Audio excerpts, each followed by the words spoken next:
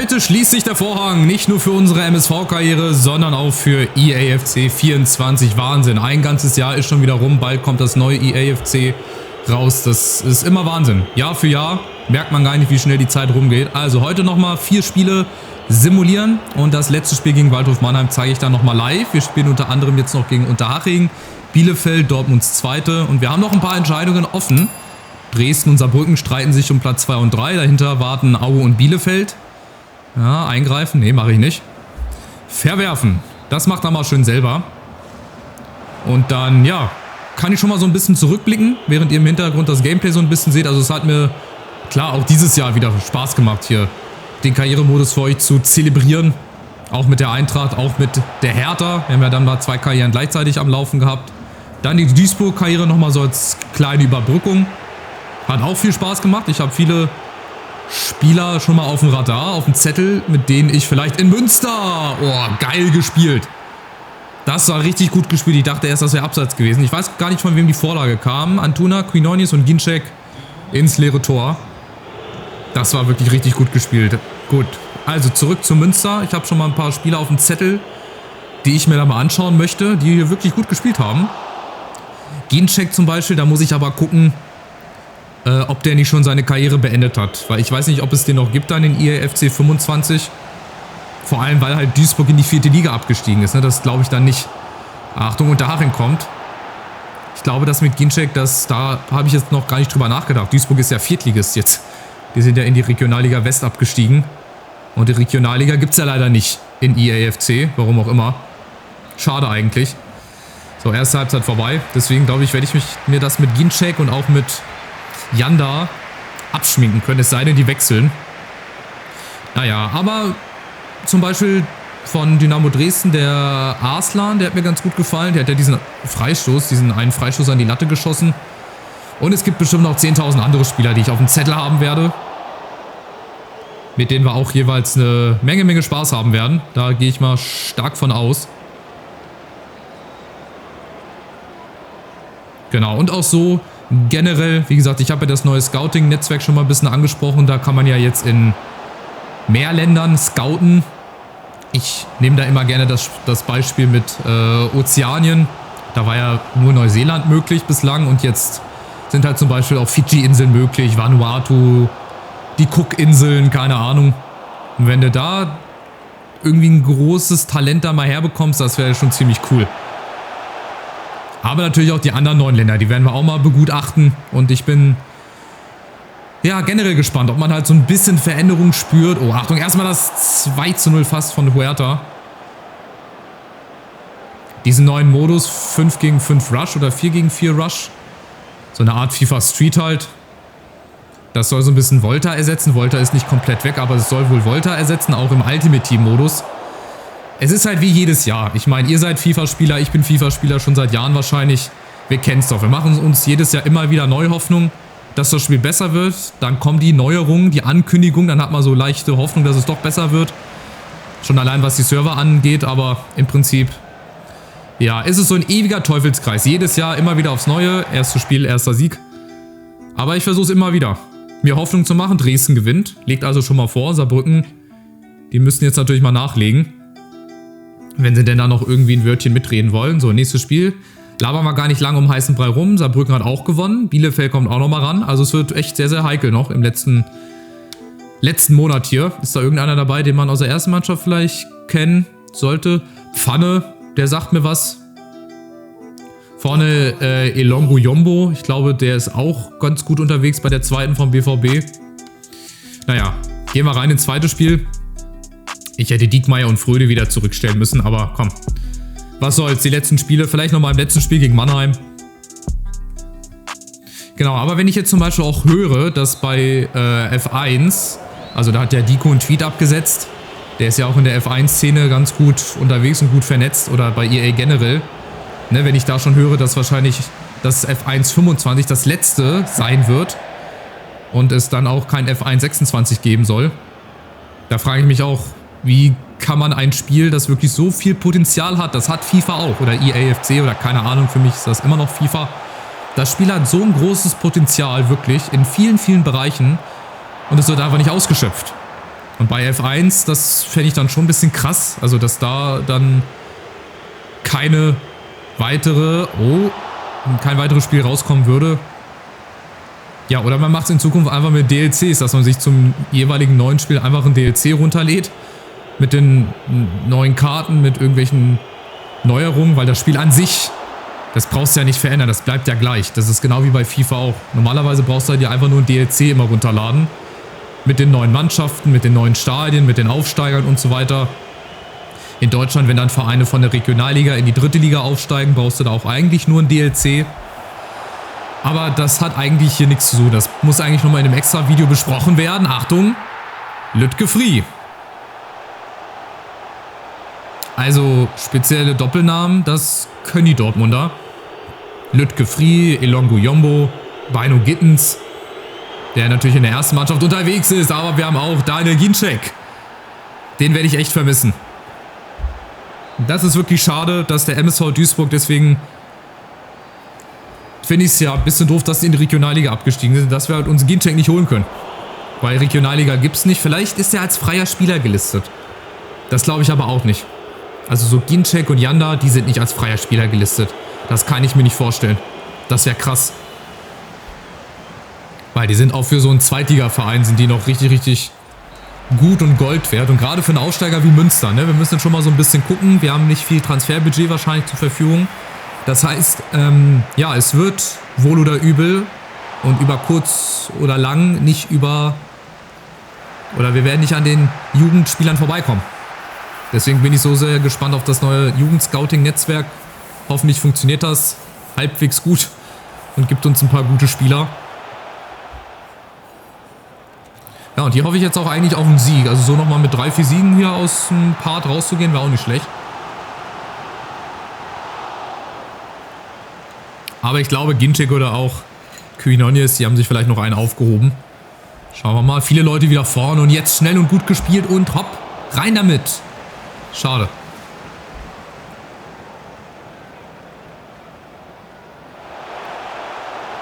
Schade, schade. Dortmund 2 kommt nochmal. Die machen das auch nicht schlecht. Die haben auch viele Leute vorne. 4, 5 Mann im Strafraum. Aber nein, kein Foul. Da wollten die Zuschauer bestimmt wieder einen Foul hier monieren. Auf gar keinen Fall. So, aber jetzt im Gegenzug. Dauert zu lange. Schade, schade. Dauert alles zu lange.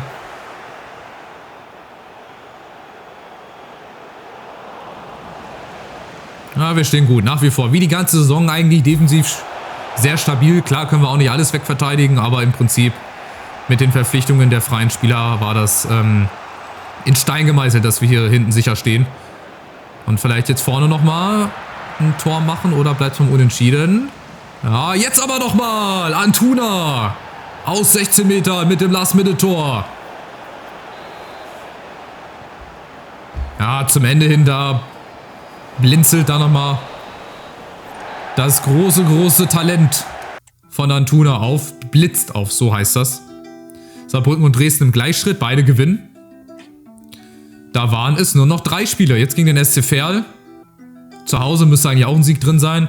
Ich möchte jetzt aber gerade nochmal die dementsprechenden Positionen hier wechseln. Also hier ist ja normalerweise Diekmeyer, der muss ja jetzt auch wieder rein. Hier kommt Fröde rein. Das kann so bleiben. Genau, guck mal, die haben so gute Werte. 76, 75, 78 bzw. 82. Du musst ja immer noch die grüne Zahl mit draufrechnen. Dass ich die nicht verkauft bekomme, das ist schon fast ein Skandal, ey. Was meinst du, was hier der MSV Duisburg für einen Geldsegen bekommen würde? 30, 35 Millionen. Vielleicht sogar ein bisschen mehr. Oh, und Heimo Wasserschneider ist mal wieder der Schiri. Auch da zum Beispiel, wenn du seit 10 Jahren immer die gleichen Schiris hier hast. Schiedsrichtermodus war ja auch mal im Gespräch, dass der halt auch mal kommen soll. Aber es ist halt auch die Frage, wie sehr rendiert er sich? Wie viele Leute spielen das dann? Ja, es sitzen einfach die falschen Leute da. Also ich bin nach wie vor der Meinung, da ist so viel Potenzial drin. Du kannst auch aus dem Ultimate Team Modus, du kannst auch einen FIFA Street Modus hier mit integrieren wahrscheinlich. Da ist so viel Potenzial drin. FIFA oder EA hat doch so viele Lizenzen. Gut, viele haben sie auch verloren an Pro Evolution Soccer. Achtung, 1:0. Julian Quinones holt sich auf jeden Fall die Torjägerkanone, das nur just by the way. Aber ich finde, das ist doch so, oder? Schreibt mal in die Kommentare, wie ihr das seht. Also ich finde schon, dass hier sehr, sehr viel Potenzial drin steckt. Aber wo halt EA die Finger mit im Spiel hat, da ist halt auch nicht immer nur Gutes mit dabei. Ne, ihr seht das bei F1. Also wenn sich die Gerüchte bewahrheiten sollten, das ist ja jetzt erstmal nur von einem Insider, der wohl gut vernetzt ist. Oh, Malagon, 2 mega starke Paraden. Das hat ja nur ein Insider wohl behauptet, dass es so sein kann, dass F1 25 das letzte F1 ist. Dann in Zusammenarbeit mit EA, ob Codemasters dann wieder ganz alleine übernimmt oder ob irgendeine andere Firma sich damit einschaltet. 2K zum Beispiel, die ja die ganzen NBA-Spiele machen. Das war ja auch bei FIFA mal im Gespräch, dass da irgendwie 2K sich da mit einschaltet und dann vielleicht das Zepter übernimmt. Die sind ja bekannt für so einen guten Story-Modus, habe ich mal gehört. Also bei NBA 2K soll es einen guten Story-Modus geben. Das könntest du bestimmt auch hier machen. Vielleicht nicht so 1:1 wie bei The Journey, aber so in etwa. So eine Art Open World oder so. Keine Ahnung. Es gibt so zig Millionen Beispiele oder beziehungsweise Ideen. Die sollten einfach mich hier anrufen. Ich würde denen ein Skript schreiben. Ideen von euch auch gesammelt.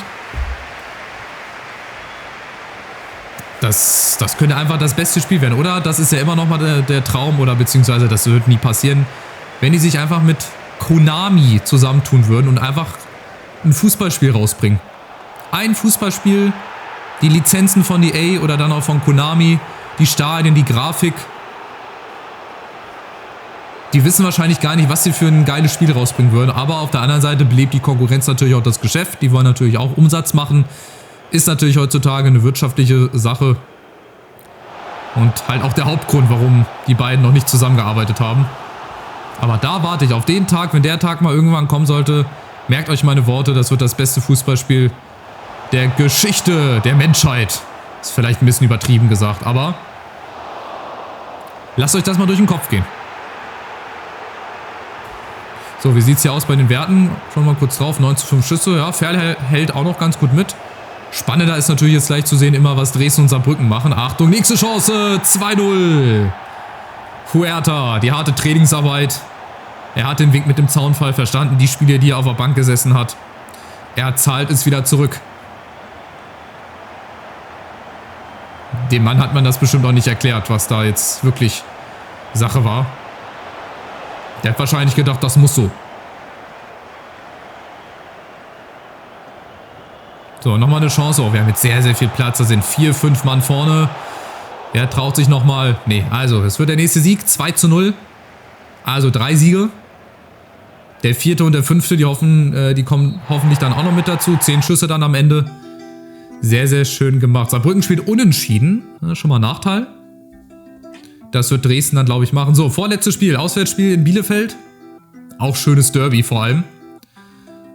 So, also rechnerisch machen das Dresden und Saarbrücken unter sich aus. Bielefeld hat, glaube ich... Nee, die haben keine Chance mehr. Also es entscheidet sich zwischen Dresden und Saarbrücken. Wenn Dresden gewinnt und Saarbrücken nicht, ist Dresden auch noch aufgestiegen als sicherer Zweiter. Und Saarbrücken muss dann in die Relegation. So, ich glaube, Bielefeld wird nochmal ein bisschen interessanter. Die haben, glaube ich, eine gute Truppe. Da war ja unter anderem auch Sarenren Basé auf meiner Liste. Das wäre dann der beste Spieler gewesen bei uns im Team. Gucken wir mal, wer da so spielt. Schreck, Yildirim, Putaro, Bujelab, Klos vorne noch. Natürlich Fabian Klos. Auch eine eingefleischte Legende in Bielefeld. Das muss ich euch nicht erzählen. Wenn ihr Bielefeld-Fan seid oder beziehungsweise Drittliga-Fan, wisst ihr, was der Mann alles geleistet hat. Aber ihr wisst auch, was dieser Mann hier alles geleistet hat. Nicht nur beim MSV Duisburg, sondern auch unter anderem in Düsseldorf, in Bochum auch viele, viele Tore gemacht. Und ich sag's euch immer wieder, Daniel Ginczek ist eine Option. Leider nicht in EAFC 25, weil da mal ein Prost auf den MSV Duisburg, ist ja leider abgestiegen. Auch so Spitzentalente wie Janda wirst du leider nicht zu Gesicht bekommen. Aber dafür Antuna. Da müsste man auch mal gucken, ob es die freien Spieler dann wieder gibt. Also Antuna und Julian Quinones oder ob die dann schon Vereine gefunden haben. Ich weiß gar nicht, ob es sie auch in echt gibt oder ob das einfach nur so generierte Spieler sind. Achtung, nächste Chance. 3:0. Was ist denn hier jetzt los, alter Vater? 20. Minute. 3:0. Mein lieber Scholli, die fertigen wir ganz schön ab. Haben die schon eine rote Karte kassiert? Nö. Was machen wir denn mit denen, um Gottes Willen, ey? Stop, he's already dead. Also damit hätte ich jetzt am wenigsten gerechnet. Also das war somit das spannendste Spiel. Habe ich mir eigentlich sagen lassen, Bielefeld, dass die eigentlich auch gut sind. Nicht umsonst stehen die ja oben mit dabei auf Platz 4, aber so kannst du natürlich nicht aufsteigen. Halt 3-0, das ist schon eine Ansage. Und das Spiel ist ja noch nicht vorbei, noch lange nicht vorbei. Das ist schon heftig. Ja, es läuft nicht viel zusammen. Also ich schaue mal kurz hier auf die Statistik. Oh, guck mal hier, Antuna eine 10,0. Normalerweise musst du dafür sterben, wenn du eine 10,0 kriegst. Hier musst du 30 Tore pro Spiel schießen. Um Gottes Willen, die werden ja hier völlig überlaufen. Da sind immer 4, 5 Mann von uns vorne drin. Das ist schon der Hammer. Nächster Schuss. Nächste Chance. Da gibt es gleich ein gellendes Five-Konzert. Gehe ich mal von aus. Jawohl. Also 3-0 zur Halbzeit. Dritte, 13., 19. 15-0 Schüsse, viel Ballbesitz. Und dann gucken wir, dass wir auch gleich das letzte Heimspiel nochmal standesgemäß beenden, dass wir nochmal einen Sieg holen. Und dann hier, wie gesagt, den Vorhang schießen können, dass wir dann endgültig einen Haken hintermachen, hinter IAFC 24. Das kommt mir gar nicht so vor, dass schon wieder ein ganzes Jahr rum ist, ey. Und dann das nächste Spiel wieder draußen ist. Aber so wird es nächstes Jahr auch sein, genau um die Zeit wahrscheinlich. Da ist dann IAFC 26 oder FIFA 26, keine Ahnung, welche Spiele bis dahin draußen sein werden. Wir lassen uns mal überraschen. Das geht ja heute eh alles ein bisschen zu schnell teilweise. Ginczek! Chapeau. Da kann ich immer wieder nur den Hut ziehen. 62. Minute, 4-0. Also das ist auch wieder typisch EA und typisch FIFA. Die Spiele, die ich mit am knappsten eigentlich vorausgesagt habe, also wo es wirklich normalerweise ein 50-50 Spiel ist, die gehen so dominant dann zu Ende. 4-0. Also steht 4-0. Wir können natürlich noch ein 5. machen. Aber das fällt mir auf, hier gerade in der Simulation, wie viele Leute von uns halt auch dann einfach vorne stehen. Achtung, Chance. Die 3, 4 Mann, die vorne sind, die bleiben auch vorne, die spielen richtig gutes Pressing. Und das über die ganze Saison, wenn das funktioniert, mit den dazugehörigen Spielern, dann sieht es so aus, wie es halt ausschaut. Wieder Ginczek, nächste Chance. Der muss unter das Sauerstoffzelt bis zum nächsten Spiel. 7 Minuten noch. Letztes Auswärtsspiel, das geht hier sehr, sehr dominant zu Ende. 5-0. High Five, Huerta.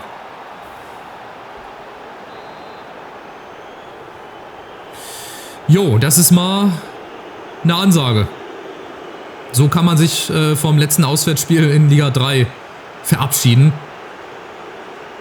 Mit einem 5-0 gegen den MSV Duisburg. Das ist schon krass. Ich bin gespannt, ob das jetzt gegen Waldhof Mannheim genauso ist. Also 5-0. Saarbrücken gewinnt. Wenn Dresden jetzt halt nicht gewonnen hat, dann ist Saarbrücken vor Dresden. Also das wird am letzten Spieltag ein Hauen und Stechen. Und es ist erstmal so, dass Saarbrücken Zweiter ist, aber Dresden muss noch spielen. Was haben wir hier? Transferangebote, Ziele sind gefährdet. Welche Ziele sind denn gefährdet? Da möchte ich jetzt mal kurz reingucken. Ja gut, Spielergehälter um 5%, 319%. Vielen Dank an die freien Spieler, dass sie das so hinbekommen haben. Das haben wir erreicht. Gut, verpflichte einen Spieler aus der Jugendakademie haben wir jetzt natürlich nicht gemacht. Da habe ich nicht so drauf geschaut. Sebastian May, mach dir nichts draus. Nächste Saison ist deine Saison, auf jeden Fall. Jetzt gucken wir mal, wie es hier aussieht. Saarbrücken ist Zweiter, hat Dresden überholt und hat jetzt alles in der eigenen Hand. Also gehen wir rein. Letztes Saisonspiel mit dem MSV Duisburg. Eine lange Saison geht zu Ende. Auf geht's gegen Waldhof Mannheim. Sehr schönes Wetter also im letzten Spiel, im allerletzten Spiel hier in IAFC 24 und auch mit dem MSV Duisburg. Es war eine schöne Reise. Es war nochmal ein schönes Projekt.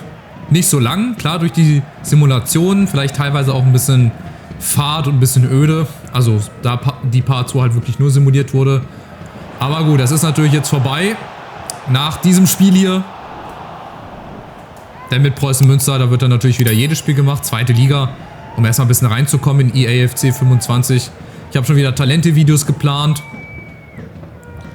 die dann auch zeitnah bei Release dann rausgebracht werden, dass ihr auch vorbereitet seid, dass ihr euch die besten Talente, vielleicht nicht die günstigsten, aber mit die besten Talente holen könnt. Vielleicht auch der ein oder andere, der noch nicht auf eurem Zettel steht.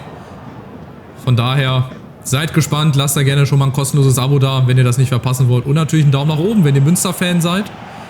Oder wenn ihr schon gehypt seid auf meine Preußen-Münster-Karriere. Ich bin's auf jeden Fall. Ich freue mich wie immer. Ich lasse das mal wie immer alles auf mich zurollen. Und werde dann wahrscheinlich hinterher wieder genauso reden wie hier. Das ist halt auch, wie gesagt, der Teufelskreis, den so ein Spiel mit sich bringt. So, nächste Chance. Da ist wieder Ginczek. Der hat richtig Bock. Der möchte nochmal ein paar Tore schießen. Fragt sich nur wie viel. Ist jetzt aber erstmal Quinones dran und auf der Linie. Und Bartels. Bartels und die Linie. Retten hier Waldhof Mannheim bislang noch das 0-0. Ah, schade, Ginczek ist vorne gut bewacht. Aber mit Huerta, der da auch immer wieder einrückt. Das wird heute noch hoffentlich das ein oder andere Tor geben. Ich würde es mir wünschen. So, Quinones. Jetzt sind wir schon wieder vorne. Und jetzt aber Daniel Ginczek. Nächste Chance. Oh, der braucht heute ein bisschen länger. Für sein erstes Tor. Hawkins kommt. Nein, nein, nein, nein.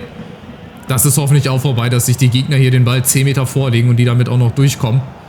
Das habe ich auch nie verstanden. So, Ginczek vielleicht als Vorlagengeber. Oder vielleicht leitet er sein Tor selber ein. Oder Quinones. Jetzt kommt das Aluminium auch noch mit hinzu. Also wir nehmen hier nochmal alles mit. Ein hoher Auswärtssieg in Bielefeld. Viele Chancen schon am Anfang. Ginczek, oh, schade. Ah, jetzt leckt es leider ein bisschen zwischendurch. Das tut mir natürlich leid.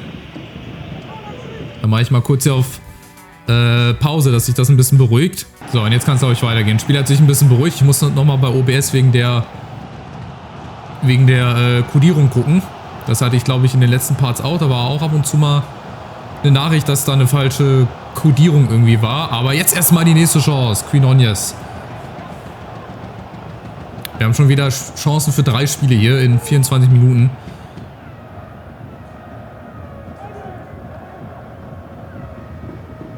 Terence Boyd vorne ist wahrscheinlich dann vielleicht eine Alternative zu Ginczek. Wenn wir Ginczek halt nicht haben im nächsten Spiel. Ginczek, nächste Chance. Dann ist auch Boyd, der auch groß gewachsen ist. Ein bulliger Stürmer, der auch weiß, wo das Tor steht. Ist vielleicht dann auch ein Ersatz.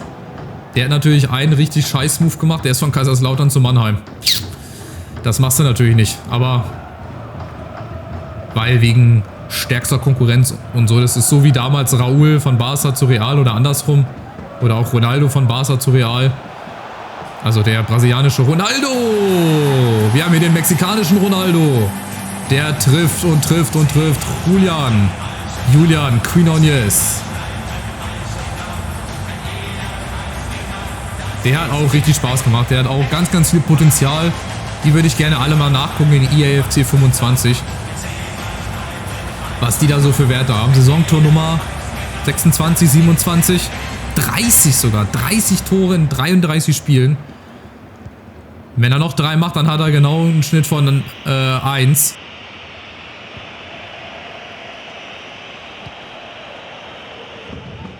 Also ein Schnitt genau von einem. Das wäre natürlich krass. Aber zu Recht auch. Jetzt mal den Mann haben wir hier. Kobylanski kann ja auch so Freistöße wie Arslan. Ja, der wäre, glaube ich, auch nicht schlecht gekommen. Da haben wir Boyd. Ja, hält sich auch den Gegner vom Leib, natürlich. Jetzt haben sie auf einmal hier alle 99 Physis, so wie Hulk. Aber mit Diekmeyer hinten in der Abwehr ist nicht gut. Kirschen essen. Genauso wenig wie mit Gustafsson. Oh, der hätte den Ball eigentlich bekommen müssen. So, da Diekmeyer mit seiner Erfahrung und hopp. Und ab nach vorne. Nächster Angriff. Ginczek wieder. Quinones. Wirkt manchmal ein bisschen, ja, unbeweglich, aber weil die Gegner halt auch ihm immer direkt auf den Füßen stehen. Das kannst du aber sonst nicht machen. Ginczek. Und Huerta aus Spitzenwinkel, aber abseits. Der fliegende Holländer. Hätte ich beinahe gesagt. Robin van Persie wäre stolz drauf. Der liegt schön in der Luft. Das ist auch ein schönes Gemälde.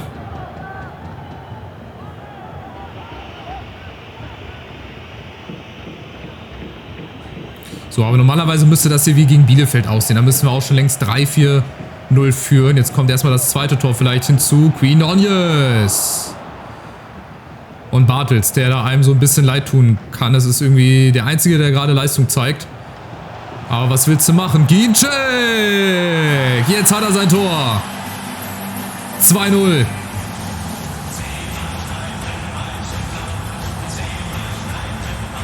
Auch er mit seinem Abschiedstor, den werden wir in EAFC 25 leider nicht mehr sehen. Gustafsson, schöne Flanke, Gustafsson und dann ja, steht Bartels irgendwie so ein bisschen verloren in der Gegend rum und Ginczek, der nutzt das natürlich. Zack, einfach über den Keeper drüber.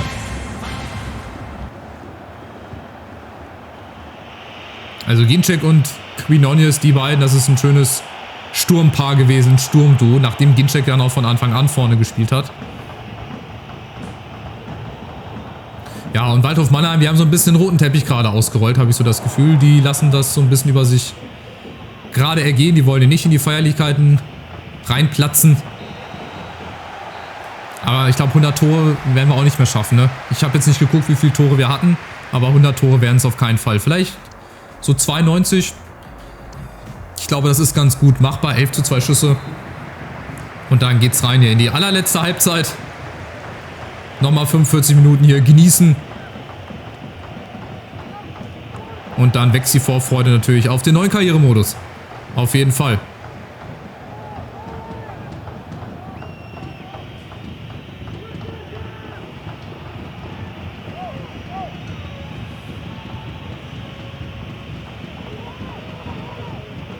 Und dann hoffe ich, dass dieses Pressing, ich glaube, das werde ich ja bei Preußen Münster auch machen. Ich werde mutig versuchen, nach vorne zu spielen. Und dann halt auch mit so einer Art Mittelfeldpressing. Da brauche ich dann natürlich dementsprechend die Spieler, die das Ganze dann noch machen werden. Ginczek, nächster Schuss. Wahnsinn. Wo der die Dinger immer herholt. Na, also so ein gesundes Mittelfeldpressing und dann schnell umschalten. Das wird wahrscheinlich die Devise sein. Ich werde mich nicht hinten reinstellen, auf gar keinen Fall. Hinten reinstellen ist nicht so mein Stil. Mein Stil ist lieber hier schnell umschalten und dann noch Tore schießen.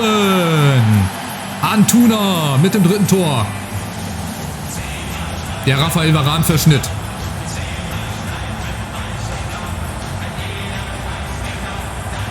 Ja, wie gesagt, eiskalt. Das war, wie gesagt, die ganze Saison über lang schon teilweise ein bisschen unfair. Also das heißt, das war schon unfair, aber egal. Das ist jetzt eh seit heute Geschichte. Antuna, schönes Tor. Zack. Und wenn er dann hinten so nochmal hochgeht, das sind doch die schönsten Tore. Und auch in der Höhe jetzt verdient. Also wie gesagt, wir hätten längst schon nach einer halben Stunde hier 3-0 führen müssen eigentlich. Fröde ist, glaube ich, auch froh, dass er den Move gemacht hat von Ingolstadt weg.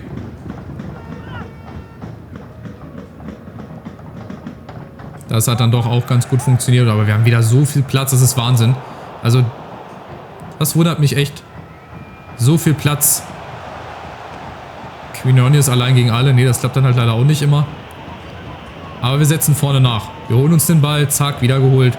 Das ist jetzt ein leichtes und lockeres Trainingsspiel hier. Also eine Stunde, halbe Stunde bleibt noch. Mal gucken, ob wir noch vielleicht 1, 2 Tore oben drauf legen. Gustafsson. Arteaga, Huerta. Nee, kommt leider nicht ran. Aber nochmal, nächste Chance. Arteaga. Die stehen da zu 5 auf einer Linie. Warum? Warum stehen die so defensiv? Verstehe ich nicht, aber soll mir recht sein. Soll mir absolut recht sein. Nochmal ein Tor nach einer Ecke. Gustafsson, vielleicht Huerta. Nee. Oder Fröde. Ja, Fröde per Fallrückzieher. Das fehlt auch noch. So ein richtig schönes Fallrückzieher-Tor. Das fehlt irgendwie nochmal. Also wir haben ein paar schöne Tore gemacht. Auch von Weitem. Aber so ein Fallrückzieher-Tor, das werden wir, glaube ich, nicht mehr schießen. Ginczek, abgefälscht. Oder vielleicht jetzt. Mal gucken. Gustafsson. Wer will nochmal? Wer hat noch nicht? Mit dem Fallrückzieher oder Antuna nochmal? Ja, schön vorgelegt. Was war das denn für eine Flugkurve?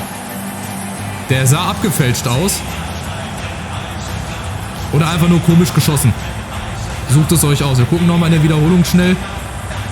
Der war nicht abgefälscht. Das war einfach so eine blöde... Ach doch, der war abgefälscht. Okay, jetzt sehe ich es gerade. Der nimmt nochmal so einen Bogen. Und zwar hier von der Nummer 15 abgefälscht. Vielleicht sieht das auch als Eigentor. Nee, als Tor von Antuna wird das gewertet. Ja, also abgefälschter Schuss von der Nummer 15. Wenn wir nochmal wissen, wer es ist, dann werde ich mich nochmal persönlich bei ihm bedanken. Wo ist die Nummer 15? Ist er schon ausgewechselt worden vielleicht? Wo ist die Nummer 15? Wer ist es? Karpstein war es, okay. Karpstein hat den Ball abgefälscht und somit wird es jetzt auch standesgemäß, aber Achtung, zu 0. Ja, zu 0.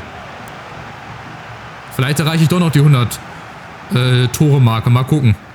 Dazu muss ich jetzt noch mal ein bisschen Gas geben hier. Gustafsson, Huerta, lauf durch.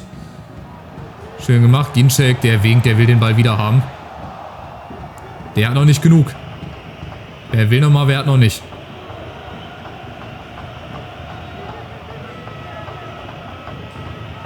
Fröde, zack.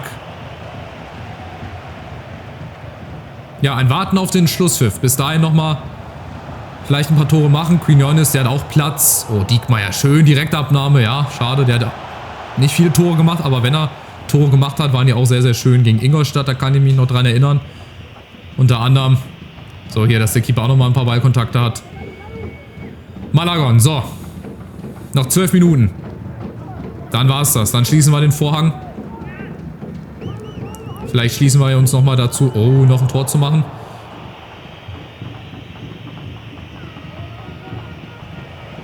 Fröde, Quinones, nee, das schafft er leider nicht. Da waren leider 3 Mann, die ihn da wahrscheinlich dann geblockt hätten. Antuna. Schöne Flanke, Quinones. Aus spitzen Winkel, schade. Na gut, also wollen wir es dabei gut sein lassen. Ich glaube 4:0 ist auch nochmal ein schönes Ergebnis zum Schluss, wenn es dann dabei bleibt. Und ich denke, es bleibt dabei. So, wir spielen das jetzt hier nochmal ein bisschen ruhig runter. Und dann, ja, möchte ich mich bei euch schon mal bedanken. Wir gucken natürlich gleich nochmal kurz in die anderen Ligen rein. In die erste Liga, zweite Liga und so weiter. So die typischen Ligen. Gucken nochmal auf die Gesamtstatistik, auf die Torjäger, Vorlagen und so weiter. Und dann ist endgültig Schluss. Wie Peter Lustig früher gesagt hat, dann könnt ihr abschalten. Ne, dann kommt auch nichts mehr zu EAFC 24. So, die letzten 2 Minuten hier, die laufen jetzt runter. Da spielen wir jetzt hin und her.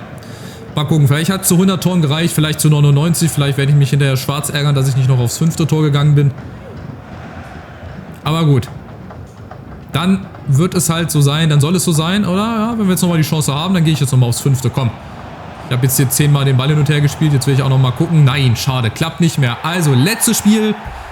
Auch zu 0. Ein hoher 4:0 Sieg. Jetzt gibt es nochmal die Feierlichkeiten. Gibt es jetzt nochmal den Pokal? Nein, oh Gott, Sie können es gar nicht glauben.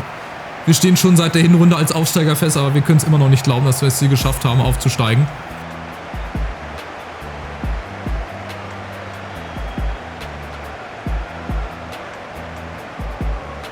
Nochmal die Feierlichkeiten, aber komm, den Pokal, den brauchen wir jetzt nicht noch ein zweites Mal.